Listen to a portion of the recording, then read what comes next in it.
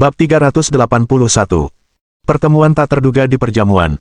Perjamuan yang diselenggarakan oleh Qin Dingbang tentu saja diadakan di lokasi mewah. Itu adalah kilang anggur terbesar di kota provinsi, yang dimiliki oleh Qin Group. Mereka yang menghadiri perjamuan itu adalah orang kaya atau bangsawan. Pada dasarnya, mereka adalah pengusaha terkemuka dari berbagai industri di wilayah Qinzhou. Orang-orang ini sering mengunjungi kalangan atas masyarakat Qinzhou dan akrab satu sama lain, sehingga perbincangannya menjadi hidup. Meskipun keluarga Lin telah mengakuisisi grup Zhongsheng dan berekspansi beberapa kali, menjadi perusahaan real estate utama di Yancheng, mereka tidak terlalu terkenal di kota provinsi tersebut. Banyak yang hanya mendengar tentang keluarga Lin dari Yancheng dan tidak pernah berurusan dengan mereka. Akan tetapi, meski begitu, saat Lin Luoluo dan Zhou Yu masuk, mereka langsung menarik banyak perhatian. Alasan utamanya adalah sikap dan penampilan Lin Luoluo yang luar biasa.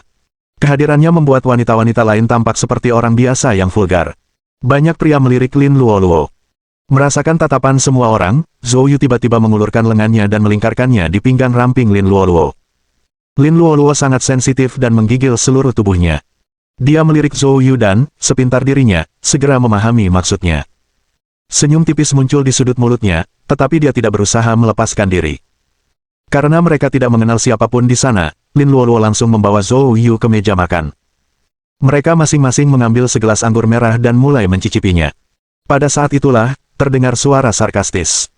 Seperti yang diharapkan dari keindahan sekolah di masa lalu, selalu menyukai pusat perhatian, tidak peduli apapun acaranya. Zhou Yu mendongak dan melihat seorang wanita dengan riasan tebal mendekat. Lin Luoluo mengerutkan kening. "Sueki, apa yang kamu lakukan di sini?" Sueki berkata dengan bangga, "Apakah aneh bagiku berada di sini? Pacar saya bekerja di media baru di kota dan telah menjadi nomor 1 di industri tersebut. Kali ini, Raja Besar Qin yang mengundang kami." Petik 2. Tapi kamu. Sueki menatap Lin Luoluo, kilatan kecemburuan yang kuat terlihat di matanya. Dia pernah iri dengan penampilan dan aura Lin Luoluo saat kuliah, dan sekarang, dia kecewa karena Lin Luoluo tampak lebih memukau daripada sebelumnya. Hal itu membuat Sueki marah. "Kualifikasi apa yang Anda miliki untuk berada di sini? Bukankah kamu hanya mengandalkan perusahaan skala kecil keluarga Lin di Yancheng?" Lin Luoluo tidak membalas cibiran Sueki. Salah satu alasannya, pacar Sueki bekerja di media baru, dan menyinggung orang seperti itu bisa jadi hal yang merepotkan. Di sisi lain, dia merasa tidak perlu membuktikan apapun kepada Sueki. "Itu bukan urusanmu." Setelah mengatakan ini, Lin Luoluo meraih tangan Zhou Yu dan berjalan pergi. Dia tak mau diganggu oleh Sueki. Namun, bagi Sueki, tindakan Lin Luoluo tampak karena gugup dan takut. Cahaya tajam melintas di mata Sueki. Mungkinkah tebakannya benar? Kalau begitu, dia tentu tidak akan melewatkan kesempatan ini untuk menginjak-injak Lin Luoluo. Dia segera menghalangi jalan Lin Luoluo dan Zhou Yu. "Ada apa? Apakah aku benar sekali? Merasa bersalah? Sepertinya kau berhasil menyelinap ke sini." Lin Luoluo, "Oh Lin Luoluo. Anda selalu bertindak bagaikan dewi yang berada di atas dunia biasa di perguruan tinggi. Aku pikir kau sangat mulia, tapi aku tidak pernah menyangka kau akan melakukan hal-hal licik seperti pencuri. Aku akan menyuruh pacarku untuk membeberkanmu." Aku bahkan terpikir judulnya, mantan si cantik universitas menghadang pesta Taipan, berusaha masuk masyarakat kelas atas. Sueki memiliki senyum jahat di wajahnya. "Besok, begitu saya mengirimkannya, coba tebak apa yang akan dipikirkan masyarakat." Mendengar ini, wajah Lin Luoluo menjadi pucat karena marah. "Sueki, omong kosong apa yang kau katakan?" "Haha, apakah aku bicara omong kosong? Pacar saya mengendalikan media. Apapun yang kukatakan adalah kebenaran," kata Sueki dengan ekspresi penuh kemenangan. Lin Luoluo gemetar karena marah. Dia tidak menyangka Sueki begitu jahat, menyerangnya tanpa alasan. Saat itulah Zhou Yu angkat bicara. "Di mana pacarmu?" Sueki terkejut sejenak, menatap Zhou Yu. "Siapa kamu?" "Saya tunangannya." "Tunangan?" Sueki terkejut. "Di mana kamu bekerja?" Zhou Yu berkata dengan acuh tak acuh. "Saya kepala keamanan di Lin Corporation." Sueki mengira Zhou Yu adalah tuan muda dari keluarga terpandang. Yang mengejutkannya, dia hanya seorang penjaga keamanan. Sueki hampir tertawa sampai mati. "Hahaha. Lin Luoluo, apakah kamu mencoba membunuhku dengan tertawa? Bayangkan kau akan memilih seorang penjaga keamanan sebagai tunanganmu. Kamu benar-benar pelit." Tamparan. Zhou Yu menamparkan wajahnya. Sueki berputar di tempat akibat pukulan itu dan mendarat di tanah dengan bunyi gedebuk. Beberapa detik kebingungan kemudian, Sueki menjerit setelah sadar kembali, sambil memegangi wajahnya. "Anda, kamu penjaga keamanan yang kotor, beraninya kamu memukulku." Memukulmu sama saja dengan membiarkanmu lolos dari hukuman karena mulutmu yang kotor, kata Zhou Yu dingin. Ah, aku tidak akan membiarkan ini begitu saja. Teriakan Sueki menarik perhatian banyak peserta di dekatnya. Pada saat itu, seorang pemuda bergegas menghampiri dari tengah kerumunan. Kiki, apa yang terjadi? Pemuda itu segera membantu Sueki berdiri. Dengan wajah penuh kebencian, Sueki berkata, Wubo, Lin Luoluo menyelinap ke sini, dan dia menyuruh pacar penjaga keamanannya untuk memukulku. Aku tidak bisa menerima penghinaan ini, kau harus membalaskan dendamku. Petik 2. Wubo menatap Zhou Yu dengan dingin. Berlututlah dan minta maaf kepada pacarku, atau aku akan memastikan kau dan Lin Corporation hancur. Bab 382. Berlutut dan minta maaf. Menghadapi ancaman Wubo, Zhou Yu mengangkat alisnya. Saya mendengar Anda bekerja di berita media. Anda mengancam saya tanpa menjelaskan fakta-fakta dasarnya. Mengancammu. Wajah Wubo menjadi gelap. Kamu ini orang tidak berguna apa, sampai-sampai kamu pikir kamu pantas menerima ancamanku. Zhou Yu menyipitkan matanya. Orang ini sungguh butuh disiplin. Dia siap untuk bertindak, tetapi Lin Luoluo dengan cepat menghentikan Zhou Yu. Lagi pula, perusahaan Lin miliknya belum berdiri kokoh di kota provinsi itu. Mereka masih harus menghadiri konferensi penawaran. Di saat kritis ini, dia tidak mampu menerima berita negatif apapun, karena akan berdampak buruk. Zhou Yu, ayo kita pergi, katanya. Lin Luoluo tidak ingin dikelilingi oleh penonton. Dia menarik Zhou Yu untuk pergi. Meninggalkan. Tahan di sana. Wubo menggonggong dengan dingin. Apakah menurutmu kau bisa datang dan pergi sesuka hatimu di sini? Hari ini, jika kamu tidak berlutut dan meminta maaf kepada pacarku, aku akan memanggil petugas keamanan sekarang juga untuk mematahkan kakimu. Tepat sekali, Wubo, cepat beritahu keamanan di rumah orang terkaya Qin. Katakan pada mereka ada seseorang yang menyusup, dan suruh mereka mematahkan kaki orang-orang rendahan ini, kata Sueki dengan wajah penuh kebencian. Lin Luoluo langsung panik. Situasinya tampak semakin memanas. Kalau sudah tidak terkendali, lalu bagaimana? Dia dengan gugup mencengkeram lengan Zhou Yu. Namun, Zhou Yu memberi isyarat padanya untuk tidak khawatir. Kemudian, dia melihat ke arah Wubo dan Sueki. Benarkah begitu? Kalau begitu panggil orang terkaya Qin, aku ingin melihat bagaimana dia berencana mematahkan kakiku. Petik 2. Wubo segera berteriak keras. Keamanan, keamanan. Tak lama kemudian, kepala keamanan yang bertanggung jawab atas pesta itu tiba. Wah, apa yang telah terjadi? Wubo berkata dengan dingin. Bagaimana keamanan Anda ditangani? Lihat, mereka berdua menyelinap masuk dan bahkan menyakiti pacarku seperti ini. Jika kau tidak menjelaskannya hari ini, aku akan menemui orang terkaya, Qin. Perlu Anda ketahui, saya diundang secara khusus oleh tuan Anda. Qin. Kepala keamanan meminta maaf berulang kali sambil membungkuk. Saya benar-benar minta maaf, mungkin ada kesalahpahaman. Saya akan segera membuangnya. Petik 2. Membuangnya. Tidak mungkin, seru Sueki. Itu akan membuat mereka lolos dengan mudah. Mereka harus berlutut dan meminta maaf. Sueki menunjuk Zhou Yu dan Lin Luoluo. Kepala keamanan mengangguk. Baiklah, tidak masalah, katanya. Setelah itu, dia menoleh ke Zhou Yu dan Lin Luoluo dan berkata dengan dingin. Kamu cukup berani. Siapa yang membiarkanmu menyelinap masuk? Lin Luoluo buru-buru menjelaskan. Saya punya undangan. Aku tidak menyelinap masuk. Sambil berkata demikian, Lin Luoluo mengeluarkan undangan itu. Kepala keamanan mengambilnya dan melihatnya. Saat melihat Yan Cheng Lin Corporation, dia langsung mencibir. Apakah kamu memalsukan undangan ini? Perkenankan saya sampaikan, jamuan makan ini mengundang perusahaan-perusahaan terkemuka dari seluruh sektor di kota provinsi. Omong kosong macam apa yang dimiliki Yan Cheng Lin Corporation hingga bisa masuk dalam daftar itu? Kalian berdua, segera berlutut dan minta maaf kepada Tuan Wu dan Nyonya Wu, kalau tidak, hanya karena memalsukan undangan, aku bisa memastikan kau menghabiskan sisa hidupmu di penjara, ancamnya. Perkataan Kapten Tim Keamanan menyegarkan Sueki. Benar, mereka memalsukan undangan, mereka harus ditangkap. Zhou Yu menatap Kapten Tim Keamanan itu dengan seringai dingin. Benarkah begitu? Coba sentuh aku dan lihat apa yang terjadi. Kapten Tim Keamanan mendengus dingin. Tolak tawaran sopan itu dan kau akan menerima konsekuensinya. Setelah berkata demikian, dia mengulurkan tangan untuk mencengkeram kerah Zhou Yu. Namun, Zhou Yu menangkap pergelangan tangannya bagai kilat. Patah. Tanpa Zhou Yu yang tampak mengerahkan banyak tenaga, suara patah terdengar dari pergelangan tangan Kapten Keamanan. Kapten Tim Keamanan menjerit kesakitan. Namun pada saat berikutnya, dia dilempar ke udara oleh Zhou Yu, meluncur cepat menembus ruang angkasa. Bang! Ia membanting ke tanah dengan keras, menjatuhkan meja dan kursi di dekatnya. Mendengar itu, semua orang di aula memperhatikan situasi di sini.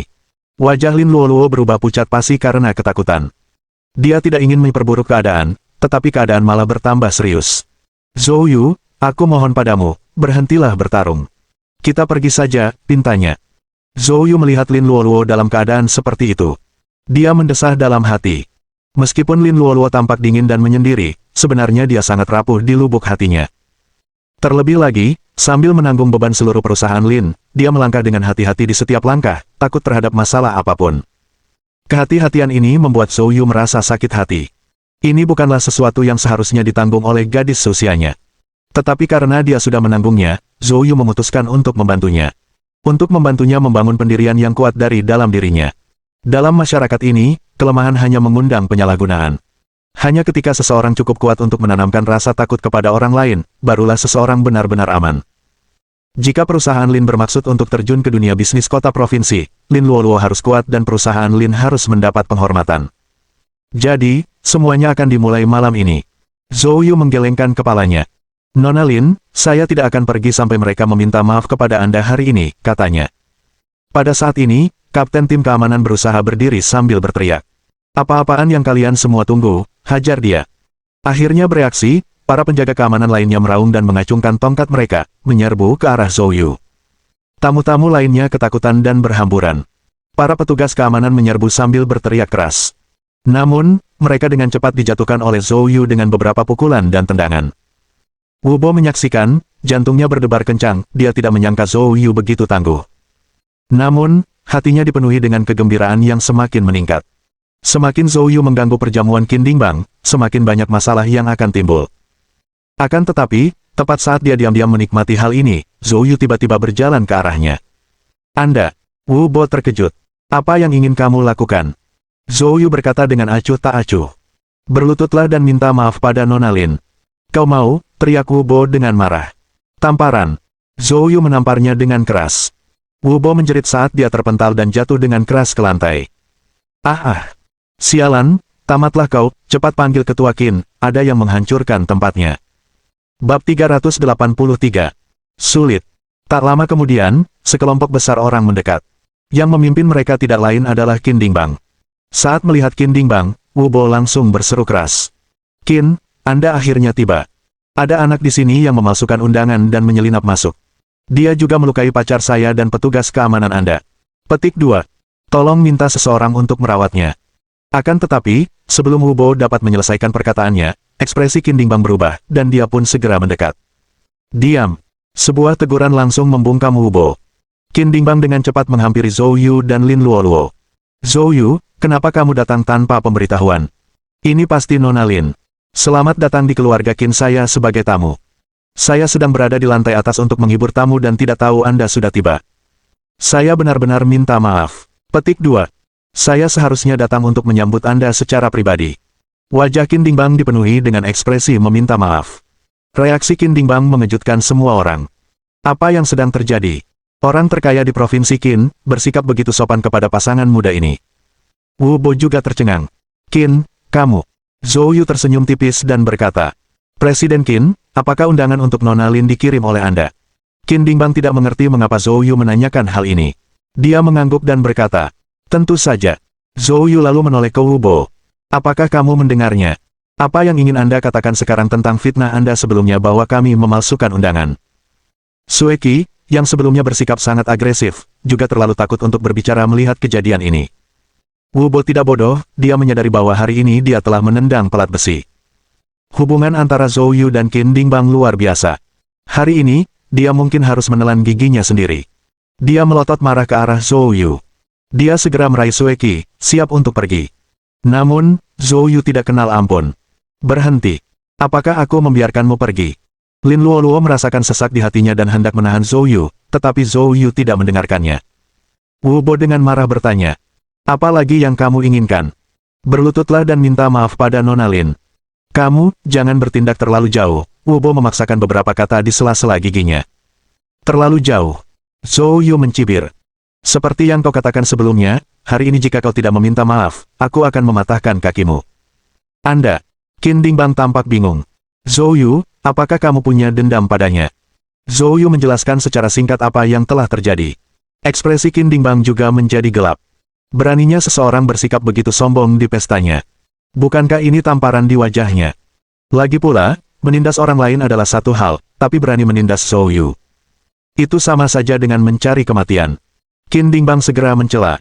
Wu Bo, segera minta maaf pada Zhou Yu. Biasanya, sebagai tuan rumah perjamuan, Qin Dingbang harus menengahi ketika tamu mengalami konflik. Namun Qin Dingbang secara eksplisit berpihak pada Zhou Yu, apa maksudnya? Jelas, hubungan antara Qin Dingbang dan Zhou Yu lebih dekat dari yang dia bayangkan. Meskipun Wu Bo enggan dan mempertimbangkan pilihannya, dia tetap memilih untuk meminta maaf. Saya minta maaf. Wu Bo berkata dengan enggan. Lin Luoluo segera melambaikan tangannya, memberi isyarat bahwa hal itu tidak perlu. Namun Zhou Yu menegur dengan tegas. Bukankah aku sudah menjelaskannya dengan jelas tadi? Kubilang, berlututlah untuk meminta maaf. Mendengar pernyataan itu, semua orang di sekitar mereka memperlihatkan ekspresi terkejut. Di mata mereka, Zhou Yu benar-benar sombong. Wu Bo juga tidak dapat menahan diri lagi. Ada banyak perusahaan papan atas dari provinsi itu yang hadir, semuanya tokoh masyarakat kelas atas, dan berlutut di depan begitu banyak orang untuk meminta maaf kepada Zhou Yu yang tidak dikenal lebih menyakitkan daripada kematian itu sendiri. Dia tidak bisa menerimanya. Mustahil. Wu Bo berteriak. Aku tidak peduli lagi dengan perjamuan hari ini, saat aku kembali, aku akan mengunggah semua kejadian di sini secara online. Setelah mengatakan ini, Wu Bo berbalik untuk pergi. Namun Qin Dingbang melambaikan tangannya dan pengawalnya segera menghentikan Wu Bo. Wu Bo dengan marah bertanya, Qin, apa yang sedang kamu lakukan? Zhou Yu memintamu untuk berlutut dan meminta maaf, apa kau tidak mendengarnya? Tanya Qin Dingbang dingin. Wu Bo dengan marah menjawab, Qin Dingbang, jangan terlalu menekanku, aku bukan orang yang bisa dipermainkan. Saya tahu Anda memiliki banyak selebritas internet dan orang-orang yang suka mencari berita utama. Jadi, kau ingin melawanku, kata Qin Dingbang dingin. Wu Bo mengepalkan tinjunya. Qin Dingbang, tahukah kamu siapa yang ada di belakangku? Qin Dingbang terkejut. Seseorang mendukung Wu Bo. Dia tidak tahu itu. Mari kita dengarkan. Keluarga Liu. Mendengar ini, banyak orang menunjukkan ekspresi terkejut. Keluarga Liu bukanlah keluarga biasa. Faktanya, mereka adalah keluarga terdepan di antara 7 keluarga besar di provinsi tersebut, yang tidak hanya memiliki kerajaan bisnis yang besar tetapi juga kekuatan tertinggi dalam seni bela diri, yang jelas merupakan kekuatan yang tidak ingin Anda singgung di provinsi tersebut. Qin Dingbang juga mengerutkan kening. Dia tidak menyangka bahwa Wu Bo didukung oleh keluarga Liu, membuat hal ini sedikit sulit baginya. Qin Dingbang lalu menatap Zhou Yu dan berbisik. Zhou Yu, kita lupakan saja, biarkan dia pergi. Menyinggung keluarga Liu tidak ada gunanya. Lin Luoluo juga menggenggam tangan Zhou Yu, memberi isyarat agar dia membiarkan masalah itu berlalu. Namun, Zhou Yu mencibir. Jangan bilang kau berdiri di belakang keluarga Liu, bahkan jika keluarga Liu sendiri ada di sini, kau tetap harus berlutut. Jika kau membuatku marah, bahkan keluarga Liu harus berlutut. Mendengar ini, orang-orang di sekitar memandang Zhou Yu seolah-olah dia orang bodoh. Tingkah laku Zhou Yu tidak lagi sekadar arogan, itu seperti mencari kematian. Bahkan tidak menempatkan keluarga Liu di matanya. Wu Bo juga berseru. Anak nakal, berani menghina keluarga Liu, aku akan menelepon mereka sekarang juga. Setelah berbicara, dia mengeluarkan teleponnya. Bab 384. Penyesalan. Lin Luoluo menjadi cemas. Meskipun dia tidak begitu mengenal situasi kota provinsi itu, dia menyadari betapa berkuasanya keluarga Liu. Menyinggung keluarga Liu berarti bahwa keikutsertaannya dalam penawaran ini, termasuk usaha apapun yang dilakukan Lin Corporation di provinsi tersebut di masa mendatang, akan menjadi kebodohan belaka. Zhou Yu, cukup. Lin Luoluo segera mencoba campur tangan. Tapi Zhou Yu hanya tersenyum dan berkata, Presiden Lin, karena Anda membawa saya ke sini, Anda seharusnya percaya pada saya. Aku tidak akan menyakitimu. Tapi, kamu. Lin Luoluo benar-benar tidak mengerti mengapa Zhou Yu begitu tenang. Qin Dingbang juga ingin membujuk Zhou Yu, tetapi Zhou Yu menggelengkan kepalanya dan menolak. Tak lama kemudian, Wu Bo menyelesaikan panggilan teleponnya. Dia menatap Zhou Yu sambil menyeringai. Nak, kau sudah selesai. Orang-orang keluarga Liu sedang datang sekarang. Zhou Yu mengabaikan ancamannya begitu saja, menggandeng tangan Lin Luoluo, berjalan ke samping, mengambil 2 gelas anggur, dan keduanya duduk di sofa. Qin Dingbang menarik napas dalam-dalam dan duduk juga, tetapi pikirannya sudah mulai mempertimbangkan bagaimana menghadapi orang-orang keluarga Liu. Setengah jam kemudian, sekelompok besar orang berjalan memasuki ruang perjamuan. Keluarga Liu telah tiba. Melihat anggota keluarga Liu, banyak orang di tempat kejadian segera memberi jalan. Siapa yang berani memprovokasi keluarga Liu? Wu Bo memperlihatkan ekspresi gembira. Tuan Tua Liu, Anda akhirnya datang.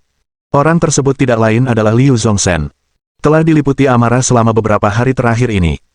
Zhou Yu telah datang ke keluarga Liu, secara terbuka memberi pelajaran kepada para anggota keluarga Liu di hadapan alam suci keluarga Liu, namun mereka tidak dapat berbuat apa-apa terhadap Zhou Yu. Meskipun anggota keluarga Liu berusaha semaksimal mungkin untuk merahasiakan kejadian ini, banyak rumor yang masih bocor. Liu Zongsen hanya mencari kesempatan untuk mengembalikan gengsi keluarga Liu, dan kesempatannya datang ketika Wu Bo menelepon. Mendengar bahwa orang terkaya di negara Qin sedang menyelenggarakan jamuan makan, tidak dapat disangkal bahwa itu merupakan kesempatan yang sempurna. Jadi, Liu Zongsen segera bergegas datang. Di mana dia? Liu Zongsen berkata dengan dingin. Wu Bo buru-buru menunjuk ke arah Zhou Yu. Di sana, di sofa, pria muda itu. Dia hanya dengan berani mengklaim bahwa bahkan jika keluarga Liu datang, mereka harus berlutut. Wajah Wu Bo menampakkan senyum jahat. Kali ini aku akan melihatmu menghancurkan dirimu sendiri. Sueki menambahkan bahan bakar ke api dengan mengatakan. Tuan Tua Liu, mereka benar-benar mengabaikan keluarga Liu. Anda harus menghadapinya dengan benar. Liu Zongsen mengikuti arah yang ditunjuk Wu Bo, dan saat dia melihat Zhou Yu, ekspresi wajahnya langsung membeku. Zhou. Ekspresi Liu Zongsen tiba-tiba menjadi kaku. Pada saat itu, Zhou Yu juga melihat ke arahnya. Dia berdiri dan berjalan, diikuti Lin Luoluo dan Qin Dingbang di belakang. Liu Zongsen, sepertinya kita memang ditakdirkan. Dengan Wu Bo merasa didukung oleh pendukung yang kuat, sikapnya sangat berani. Sialan, bocah, beraninya kau memanggil Tuan Tua Liu dengan namanya saja, sudah muak hidup. Sebelum dia bisa menyelesaikannya, tamparan Liu Zongsen mendarat tepat di wajah Wu Bo. Wu Bo menjerit sedih dan jatuh ke tanah. Sueki juga tertegun, berdiri diam, tidak tahu harus berbuat apa. Tuan Tua Liu, Anda. Wajah Wu Bo dipenuhi ketidakpercayaan. Tetapi saat ini, Liu Zongsen mendekati Zhou Yu. Zhou, saya minta maaf. Wu Bo ini hanyalah seorang presiden perusahaan kecil yang diinvestasikan oleh keluarga Liu kami dan tidak memiliki hubungan mendalam dengan kami. Petik 2. Liu Zongsen tahu bahwa meminta maaf kepada Zhou Yu di depan umum akan merusak reputasi keluarga mereka, tetapi dia sangat menyadari temperamen Zhou Yu. Jika dia tidak meminta maaf secara proaktif, konsekuensinya akan lebih buruk. Ketika tiba saatnya menghadapi versus realitas masih lebih penting. Tuan Tua Liu, Anda. Pada saat itu, hati Wu Bo dipenuhi ketakutan.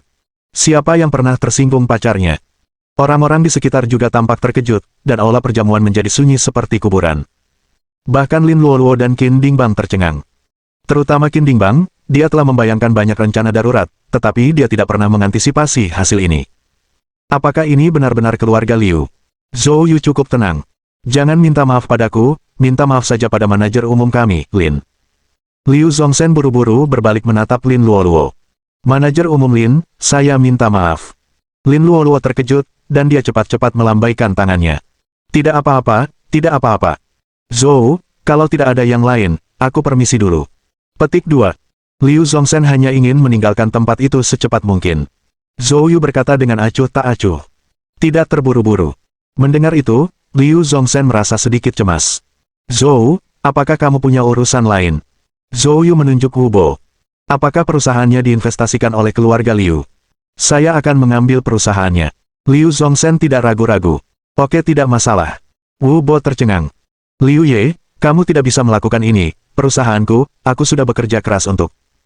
Minggir dari hadapanku. Liu Zongsen menendangnya menjauh. Zhou, saya akan mengatur seseorang untuk menangani serah terima segera setelah saya kembali. Petik 2. Zhou Yu mengangguk. Liu Zongsen bergegas membawa orang-orangnya pergi. Wu Bo tercengang. Dia duduk di tanah, tanpa jiwa, benar-benar kehilangan ketenangan. Sueki juga tercengang. Wu Bo, apa yang terjadi? Apakah perusahaanmu benar-benar hilang? Wu Bo perlahan mengangkat kepalanya, matanya merah, dan dia menamparkan wajahnya. Tamparan. Sueki menjerit kesakitan, terbaring di tanah. Anting-antingnya terlepas, dan wajahnya berlumuran darah. Bajingan, kau jalang, keluarlah. Aku tidak ingin melihatmu lagi. Pada saat itu, wajah Sueki penuh dengan kesedihan dan kemarahan. Dia menyadari bahwa dia telah menyebabkan masalah besar. Dalam kepanikannya, dia melihat Lin Luoluo. Dia merangkak dan bergegas mendekati Lin Luoluo. Luoluo, aku salah. Demi kebaikan teman sekelas kita, kumohon jangan ganggu aku. Jangan ambil perusahaan pacarku, aku mohon padamu. Lin Luoluo merasa agak enggan, dan dia menatap Zhou Yu. Zhou Yu, mungkin kita bisa. Zhou Yu menggelengkan kepalanya dan berkata, kesalahan yang dilakukan surga masih bisa ditanggung, sedangkan kesalahan yang dilakukan sendiri tidak. Dia pantas mendapatkan ini. Menyelesaikan pernyataannya, dia menoleh ke Qin Dingbang. Qin Dingbang mengerti dan, dengan lambaian tangannya, memerintahkan anak buahnya untuk segera mengusir keduanya. Bab 385. Pengawal. Setelah kejadian itu mereda, Qin Dingbang, sebagai tuan rumah, bergegas pergi menghibur para tamu, dan memperbolehkan pesta anggur dilanjutkan. Lin Luoluo bertanya dengan rasa ingin tahu. Apa maksudnya semua itu? Zhou Yu bertanya dengan bingung. Lin Luoluo memberinya tatapan tajam. Orang ini sengaja berpura-pura bodoh. Masalah keluarga Liu. Mengapa orang-orang keluarga Liu begitu sopan padamu? Zhou Yu tersenyum tipis. Tidak apa-apa. Baru saja mengunjungi keluarga Liu beberapa hari yang lalu. Petik 2. Berdiskusi secara ramah dengan mereka. Begitu saja. Lin Luoluo bertanya dengan wajah penuh keraguan. Zhou Yu mengangkat bahunya. Ya, tentu saja, aku juga memanfaatkan kesempatan itu untuk sedikit berdebat. Pokoknya, mereka akan cukup jujur untuk sementara waktu. Lin Luoluo tidak memiliki banyak ide tentang masalah dunia seni bela diri. Dia hanya tahu kalau Zhou Yu menguasai ilmu kungfu dan sangat jago bertarung, tetapi dia tidak tahu seberapa jagonya dia. Dia mengira Zhou Yu telah mengintimidasi keluarga Liu dengan kehebatan bela dirinya lagi. Dia memutar matanya ke arah Zhou Yu. Tindakanmu sama saja seperti bandit, sebaiknya kamu hindari kekerasan fisik di masa mendatang. Hati-hati atau suatu hari polisi akan menangkapmu, dan aku tidak akan datang untuk membebaskanmu. Lin Luoluo mengancam. Entah kenapa, saat itu, melihat Lin Luoluo seperti ini, Zhou Yu menganggapnya sangat imut dan seksi. Zhou Yu memanfaatkan momen ketika Lin Luoluo teralihkan dan mencium wajahnya. Dalam sekejap, Lin Luoluo, seakan tersengat listrik, langsung melompat mundur, pipinya memerah. Anda, apa yang kamu lakukan? Ada begitu banyak orang di sini. Petik 2. Ucapnya dengan malu dan marah. Zhou Yu terkekeh, tanpa berkata sepatah kata pun. Lin Luoluo menatap Zhou Yu dengan marah, tetapi tidak berdaya melakukan apapun. Pada saat yang sama, dia juga menganggapnya aneh. Mengapa dia tidak marah pada ciuman Zhou Yu, tetapi malah merasa senang karenanya? Setelah kejadian itu, semua orang menyadari bahwa Zhou Yu dan Lin Luoluo bukanlah orang yang bisa dianggap remeh, dan banyak orang datang untuk mengobrol. Zhou Yu merasa hal itu mengganggu dan melimpahkan semua itu kepada Lin Luoluo. Zhou Yu tidak menyukai kesempatan seperti itu, tetapi Lin Luoluo, di sisi lain, cukup gembira. Sebab, selain mengikuti lelang, keinginannya yang paling besar datang ke kota provinsi itu adalah untuk menjalin hubungan kerja sama dengan perusahaan-perusahaan terkemuka di kota itu. Saat semua orang asyik mengobrol dengan penuh semangat, sebuah keributan muncul. Di tengah kerumunan, seorang gadis bergaun putih berjalan anggun. Penampilannya yang bagaikan angsa putih menarik perhatian semua orang yang hadir. Ini pasti Tuan, putri kesayangan Qin. Ya, aku sudah lama mendengar kalau dia sangat cantik, dan melihatnya hari ini, itu benar-benar sesuai dengan reputasinya. Seandainya anakku lebih mampu, sayang sekali dia tidak pantas untuknya. Kerumunan orang menunjukkan kekaguman mereka. Namun gadis ini berjalan lurus ke arah Zhou Yu. Dia tak lain adalah Qin Lan. Saudara Yu, Nona Lin, kalian di sini. Qin Lan menyambut mereka dengan antusias. Lin Luoluo dengan cepat menjawab dengan senyum sopan. Nona Qin, lama tidak bertemu. Qin Lan berkata sambil tersenyum. Nona Lin, saat saya sedang tidak bersemangat sebelumnya, saya sangat menghargai perhatian Anda. Terima kasih. Petik 2. Qin Lan mengucapkan terima kasih padanya dengan ramah.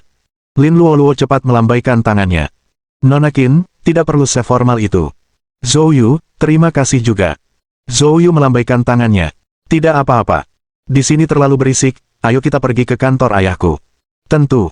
Di bawah bimbingan Qin Lan, mereka bertiga tiba di kantor Qin Dingbang. Setelah duduk, Qin Lan tersenyum pada Zhou Yu dan melirik Lin Luoluo. Nona Lin, Anda dan Zhou Yu akan segera menikah, kan? Jika orang lain bertanya, Lin Luoluo kemungkinan besar akan menyangkalnya, tetapi dia menghadapi Qin Lan, seorang gadis yang dalam hal penampilan, latar belakang keluarga, dan temperamen, tidak kalah darinya, dan bahkan mungkin lebih unggul. Terlebih lagi, gadis ini terus memanggilnya dengan sebutan akrab Zhou Yu. Hal itu secara tak dapat dijelaskan memberinya rasa krisis. Lin Luoluo buru-buru berkata, ya, kami baru saja mendapatkan surat nikah dan sedang merencanakan pernikahan untuk nanti. Zhou Yu agak terkejut. Benar-benar, dia tidak menyadarinya. Mendengar ini, rasa kehilangan yang samar melintas di mata Qinlan, tetapi dia masih memberkati mereka. Itu luar biasa, kamu harus mengundangku saat kamu menikah.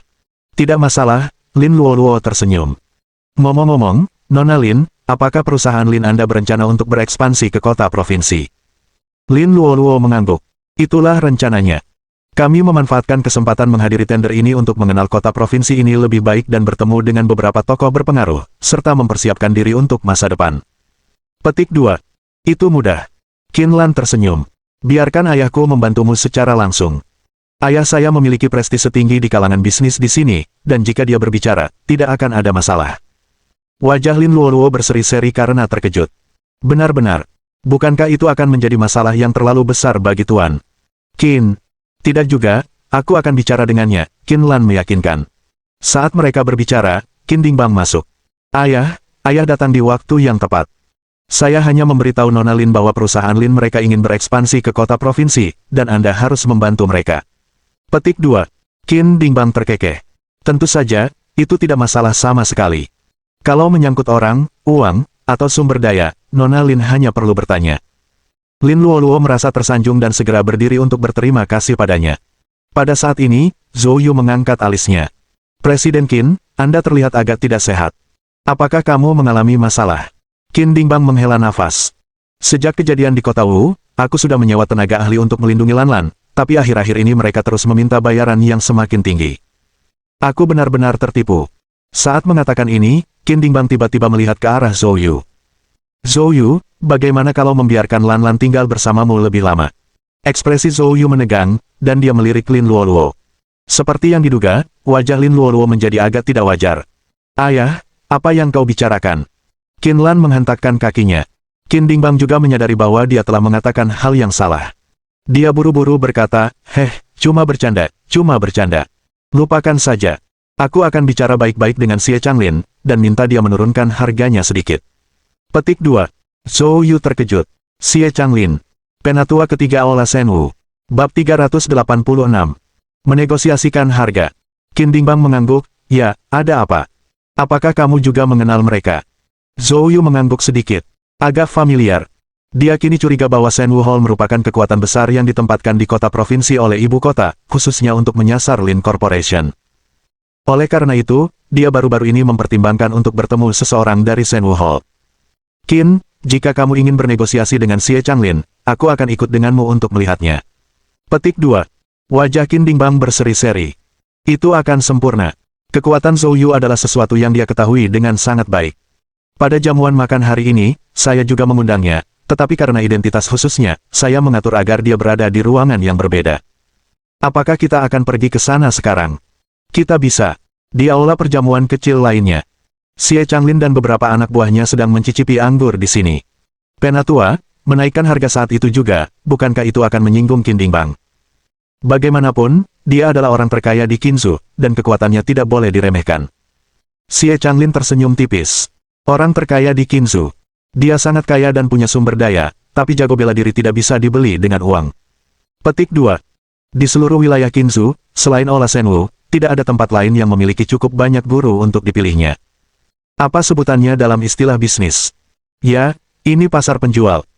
Jika dia ingin putrinya tetap aman, dia harus, dan hanya bisa, mempekerjakan kita, kalau tidak, bahkan jika orang lain tidak berani menyentuh putrinya, kita masih bisa bergerak.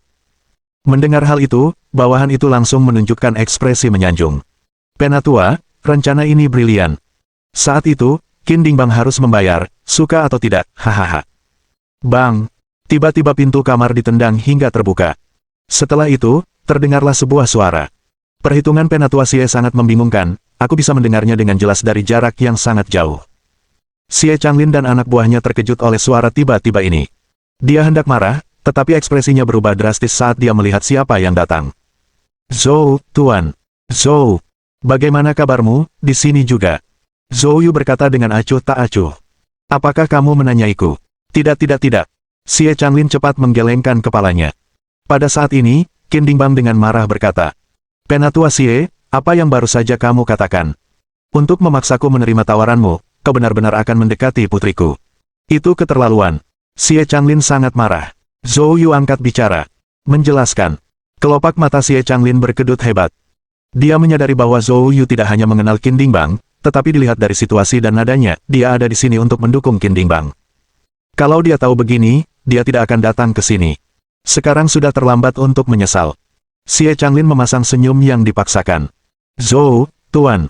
Qin, ini salah paham, aku hanya bercanda dengan bawahanku. Petik 2. Kesalahpahaman. Zhou Yu melangkah maju, berhadapan langsung dengan Xie Changlin. Berarti, tidak ada masalah dengan kutipanmu, kan? Sebelum Xie Changlin bisa menjelaskan, Zhou Yu menoleh untuk melihat Qin Dingbang. Qin, apa kutipan mereka lagi? Qin Dingbang dengan cepat berkata. 1 miliar sebulan untuk seorang Grand Inate Master. 50 juta sebulan untuk Master bawaan rendah. Zhou Yu mengangkat sebelah alisnya. Saya pikir, harga ini masih bisa diterima. Qin Dingbang terkejut sesaat.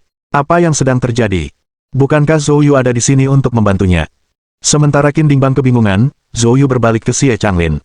Penatua Xie meminta harga yang sangat tinggi, aku berasumsi orang-orang ini pasti sangat kuat. Baiklah, aku perlu mengujinya sendiri, dan kalau mereka bahkan tidak bisa menerima satu gerakanku pun, maka itu penipuan. Petik 2. Penatua Xie, menipu orang lain mungkin tidak masalah, tapi menipu temanku sendiri, aku biasanya tidak akan begitu murah hati.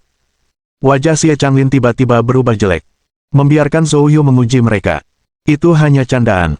Bahkan dia tidak sebanding dengan Zhou Yu, apalagi bawahannya yang tidak kompeten. Xie Changlin dengan cepat memohon belas kasihan. Zhou, tolong jangan bercanda denganku. Saya bertanggung jawab atas kelalaian ini. Jika saja saya tahu lebih awal bahwa Tuan Qin adalah temanmu, aku tidak akan berani melakukannya bahkan dengan 100 nyali. Petik 2. Qin Dingbang tercengang. Dia tidak menyangka bahwa Xie Changlin yang biasanya berlenggak-lenggok di dekatnya, akan bersikap seperti ini di depan Zhou Yu. Apa sebenarnya yang terjadi antara keduanya? Membuat seorang tetua tingkat tinggi di Balai Shenwu menjadi begitu takut. Qin Dingbang tidak dapat memahaminya sama sekali. Zhou Yu berkata dengan acuh tak acuh. Kalau begitu, aku akan memberimu kesempatan lagi untuk mengajukan penawaran. Xie Changlin dengan cepat berkata. 50 juta sebulan untuk seorang Grand Inate Master. Zhou Yu mengerutkan kening. Tidak, 30 juta. Xie Changlin buru-buru mengoreksi dirinya sendiri. Ekspresi wajah Zhou Yu berangsur-angsur menjadi gelap. Xie Changlin hampir menangis. 10 juta, aku tidak bisa lebih rendah lagi. Para Master Shenwu Hall juga dididik dengan sumber daya yang sangat besar, bukan diterpa angin sepoi-sepoi. Zhou Yu memandang Qin Dingbang. Qin, bagaimana dengan harga ini? Qin Dingbang tercengang. Harga untuk menyewa seorang Grand Inate Master menjadi semurah kubis. Dia mengangguk dengan wajah gembira. Bisa. Hanya saja, dengan harga seperti ini, saya bertanya-tanya apakah mereka akan mengendur dalam pekerjaannya. Xie Changlin bergidik. Tidak, Tuan. Qin, tenang saja, aku tidak akan pernah melakukan hal seperti itu. Petik 2. Zhou Yu angkat bicara. Bagus, kau sendiri yang mengatakannya, kedepannya, jika terjadi sesuatu pada Qinlan, aku akan datang kepadamu terlebih dahulu. Menghadapi peringatan Zhou Yu, Xie Changlin tidak punya pilihan selain mengangguk. Saya mengerti. Jika tidak ada yang lain, aku akan pergi sekarang. Xie Changlin bangkit, berniat untuk pergi. Tunggu sebentar, aku masih punya sesuatu untuk ditanyakan padamu. Zhou Yu berbicara perlahan. Apakah perintah untuk membunuh Zhao Heng milikmu? Bab 387. Merekrut Xie Changlin. Ekspresi Xie Changlin membeku. Zhao Heng. Siapa Zhao Heng? Mata Zhou Yu menyipit. Reaksi Xie Changlin tidak tampak dibuat-buat, mungkinkah dia benar-benar tidak tahu tentang ini? Lalu siapakah orangnya? Zhou Yu menjelaskan secara singkat bagaimana hantu tua He diam-diam menyakiti Zhao Heng. Setelah mendengarkan, ekspresi Xie Changlin berubah jelek. Setelah beberapa perjuangan, dia mengatupkan giginya dan berkata, saya benar-benar tidak tahu tentang ini. Saya hanya tetua ketiga Aula Shenwu, dan hantu tua He adalah tetua kehormatan.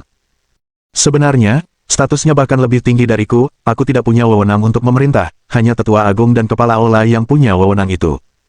Hal ini, kecuali jika tidak terduga, harus menjadi perintah tetua agung. Benarkah begitu? Di mana dia? Zhou Yu bertanya. Xie Changlin menggelengkan kepalanya. Ini, aku benar-benar tidak tahu. Dalam beberapa tahun terakhir, ketua aula dan tetua agung jarang sekali muncul. Di mana mereka berada dan apa yang mereka lakukan? Saya tidak tahu. Mata Zhou Yu menyipit. Aula Shenwu memang dijaga ketat. Tidak mengherankan mereka tetap tidak mencolok di kota provinsi selama bertahun-tahun. Penyelidikan ini tidak menghasilkan informasi yang berguna, membuat Zhou Yu agak enggan melepaskannya.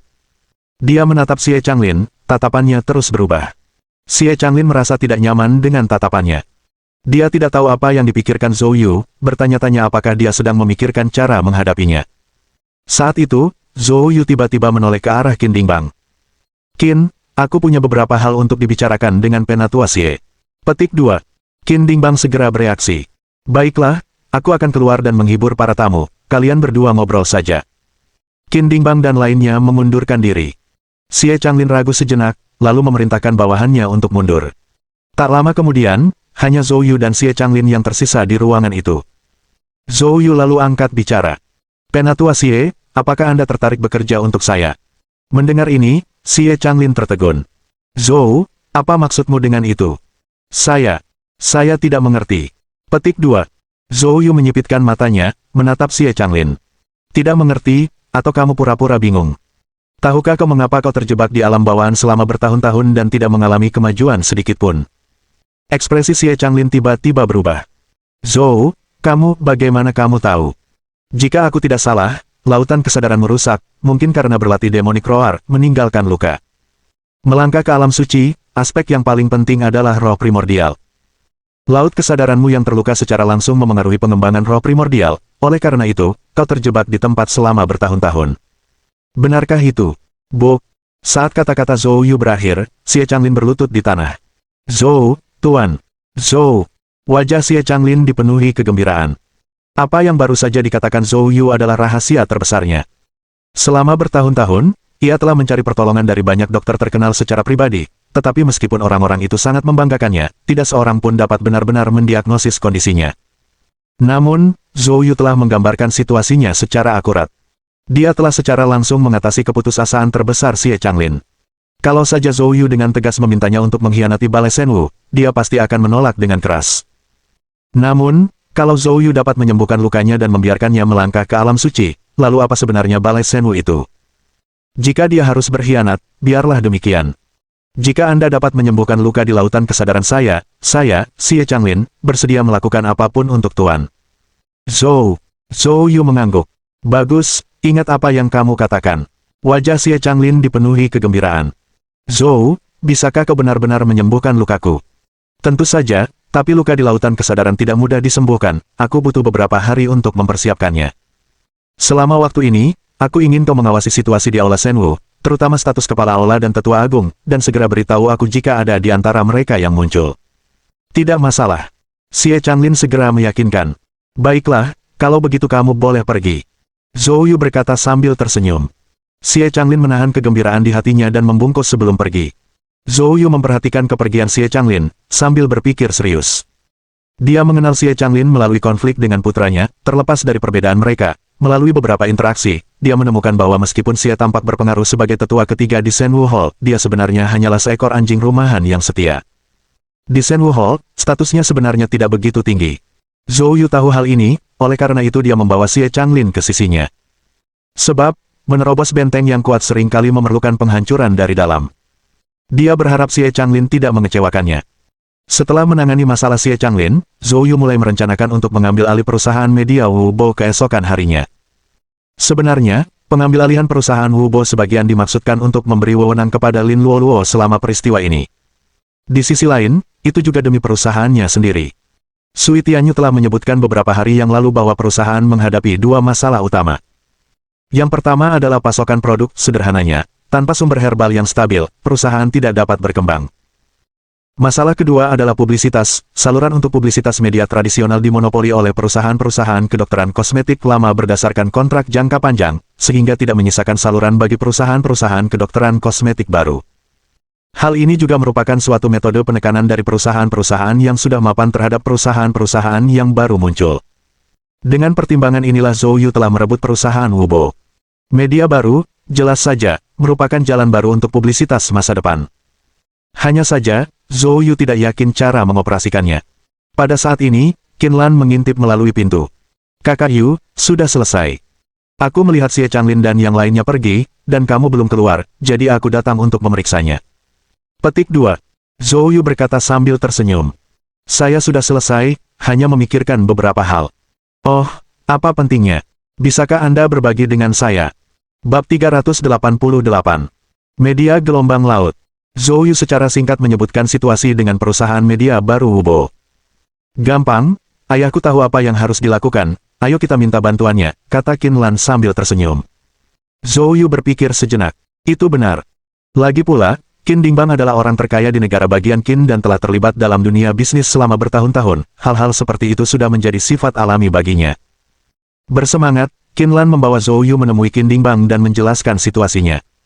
Qin Dingbang tertawa terbahak-bahak. Tidak masalah sama sekali. Saya baru saja akan membicarakan hal ini dengan Anda. Wubo ini memang telah sukses di sektor media baru. Saya berencana mengundangnya malam ini untuk membahas investasi, tetapi sekarang perusahaan ada di tangan Anda, saya akan mendukung Anda sepenuhnya. Besok, aku akan mengirim seseorang untuk membantumu mengambil alih perusahaan dan kemudian mengoperasikannya untukmu.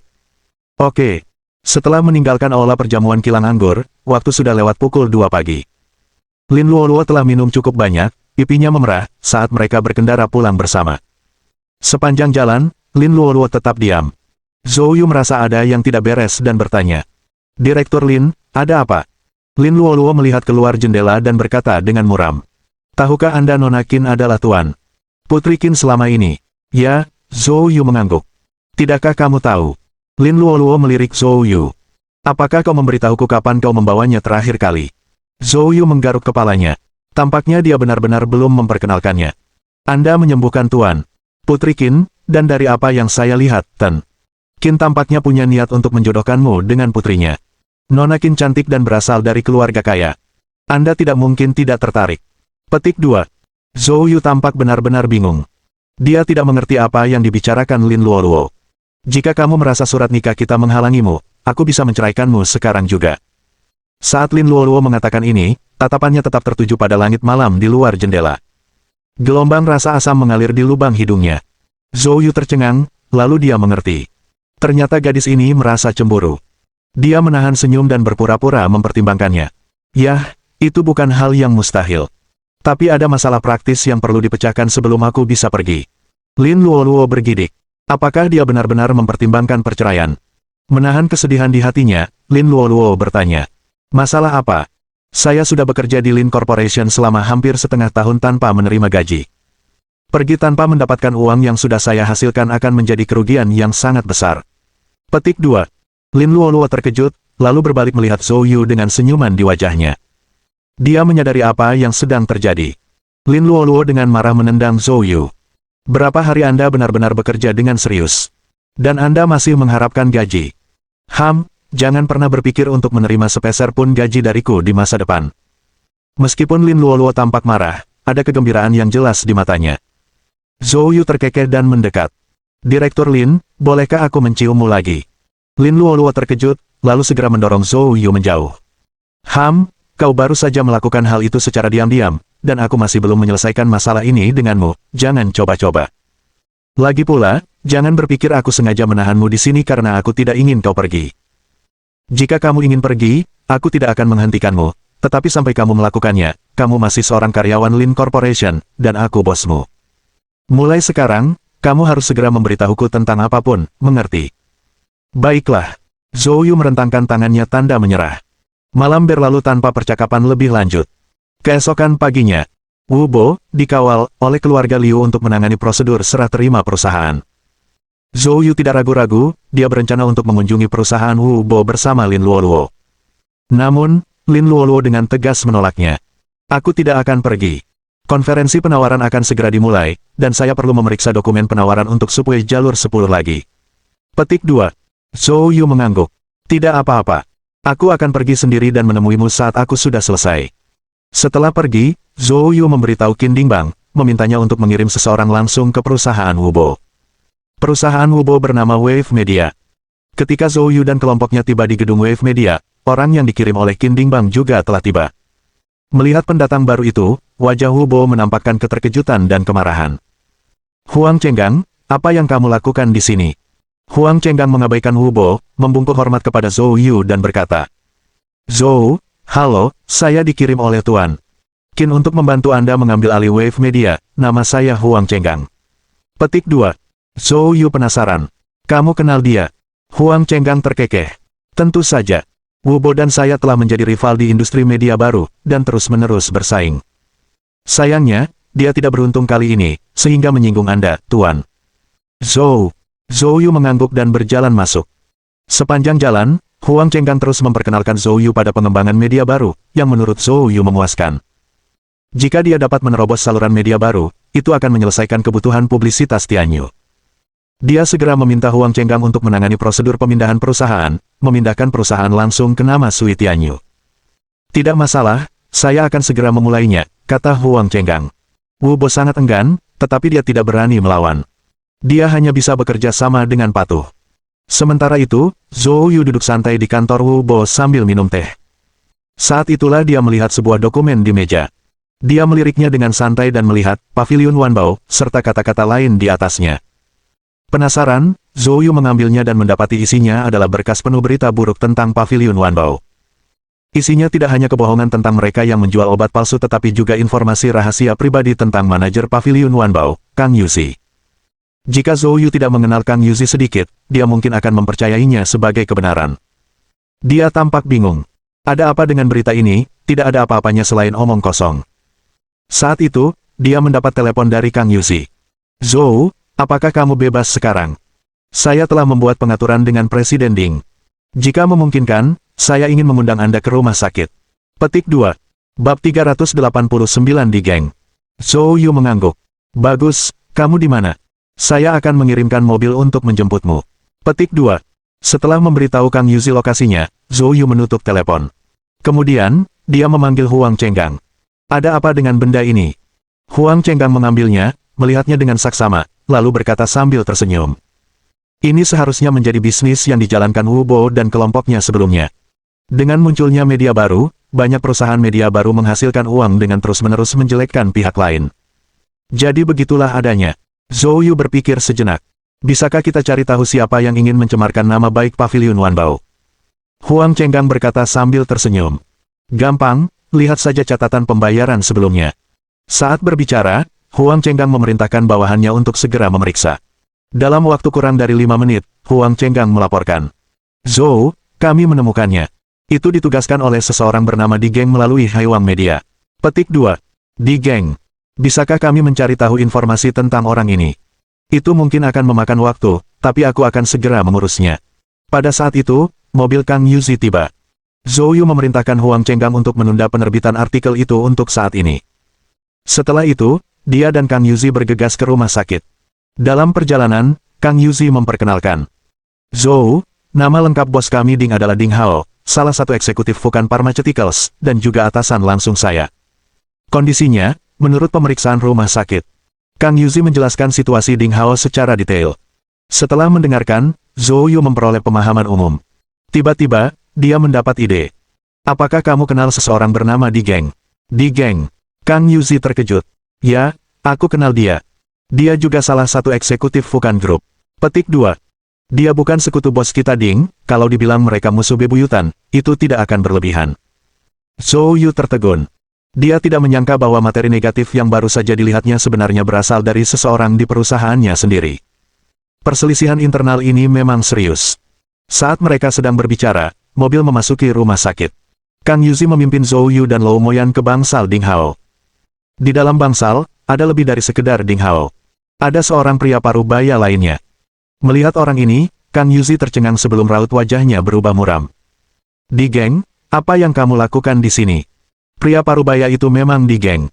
Zhou Yu tidak menyangka akan bertemu dengannya secepat ini. Di Geng, melihat Kang Yuzi, mencibir.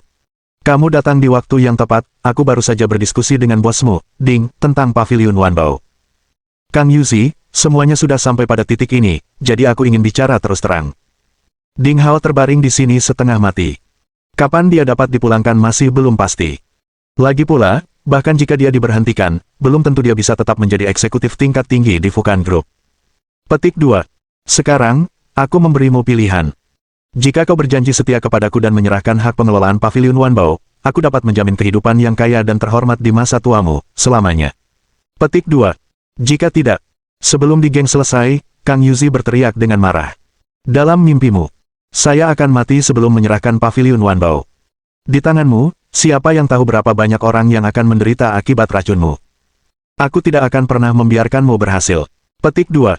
Di Geng mencibir, bodoh, kau pikir kalau kau tidak menyerahkannya, aku akan kehabisan pilihan. Satu-satunya alasan aku menawarkanmu pilihan adalah untuk memberimu kesempatan. Karena kamu tidak menghargainya, jangan salahkan aku karena bersikap kejam. Apa yang akan kau lakukan? Tanya Kang Yuzi dengan waspada. Di Geng penuh percaya diri. Saya hanya perlu satu panggilan telepon, dan akan ada banjir berita online tentang penjualan obat palsu, penggelapan dana, dan pemeliharaan selingkuhan Anda. Dalam 3 hari, kau akan berada di balik jeruji besi, dan setelah itu, bersiaplah untuk membusuk di penjara. Petik 2. Zhou Yu mengangkat sebelah alisnya. Jadi itulah tujuan dari informasi palsu itu. Kang Yuzi berteriak dengan marah. Saya, menjual obat palsu. Omong kosong. Itu tidak penting. Yang penting adalah aku punya kekuatan untuk memastikan kehancuranmu total. Petik 2. Setelah berbicara, Di Geng mencibir dan menatap ke arah Ding Hao. Kang Yuzi sekarang adalah satu-satunya anjing setia yang tersisa. Bagaimana sekarang? Apakah kau akan melihatnya dikirim ke penjara? Wajah Ding Hao juga menjadi pucat karena marah. Di Geng, jika kau berani macam-macam, kau akan mendapat balasan. Retribusi.